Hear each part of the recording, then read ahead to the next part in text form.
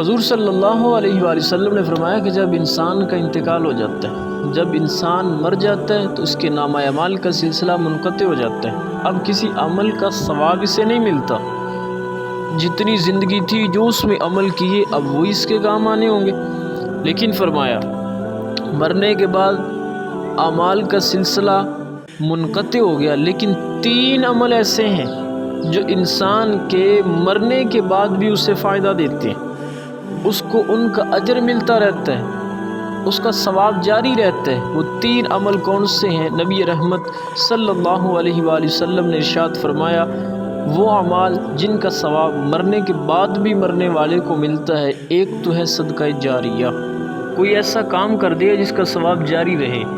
کسی جگہ پانی کی ضرورت تھی، وہاں موٹر پمپ یا نلکا وغیرہ لگوا دیا، تو جب تک لوگ پانی پیتے رہیں گے اس کو ثواب ملتا رہے۔ بے شک اس کا انتقال ہو گیا، اس کے انتقال کے بعد بھی جو پانی پئیں گے اس پینے کا ثواب اس مرنے والے کو ملتا رہے گا۔ کسی مسجد میں، کسی مدرسے میں کوئی چیز پیش کر دی، جب تک وہاں لگی رہے گی، جب تک اس سے فائدہ حاصل ہوتا رہے گا، اس کے لیے ایصال ثواب کا سلسلہ جاری رہے گا۔ تو فرمایا ایک صدقہ جاریہ، ایسا عمل کر گیا جس کے بعد جاری رہا تو اس کا ثواب مرنے والے کو ملتا رہے گا۔ پھر فرمایا کہ علم نفع والا علم جو اس نے خود حاصل کیا تھا، پھر اس نے وہ علم دوسروں کو سکھا دیا۔ اب جس نے سیکھا ہوگا وہ علم، جب تک وہ سیکھنے والا اس پر عمل کرتا رہے گا، اس کی وجہ سے نیک اعمال کرتا رہے گا، فرمایا مرنے والے کو بھی اس کا ثواب ملتا رہے گا۔ تو یہ علم نافع تھا۔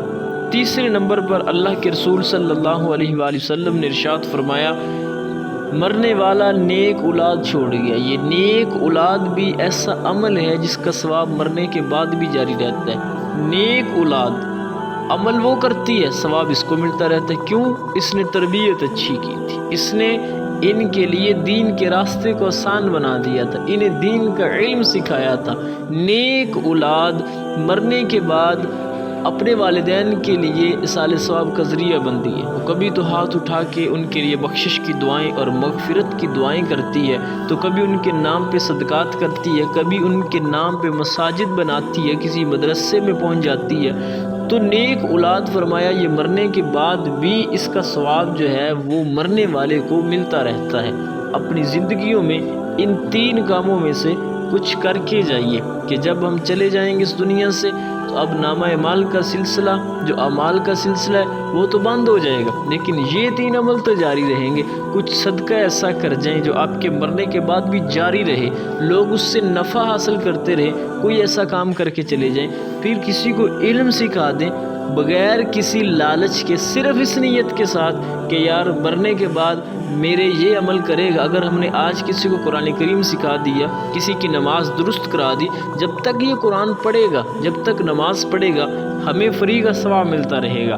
اور نیک اولاد، اپنی اولاد پہ محنت ضرور کیجئے اور انہیں ایسی تربیت کر کے جائیں ان کی کہ مرنے کے بعد وہ جو ہے آپ کے لیے معاذ اللہ گناہ جاریہ کا سلسلہ نہ بنے، بلکہ ایصال ثواب جو ہے وہ نیک اولاد تمہارے لیے ثواب کا ذریعہ بن جائے۔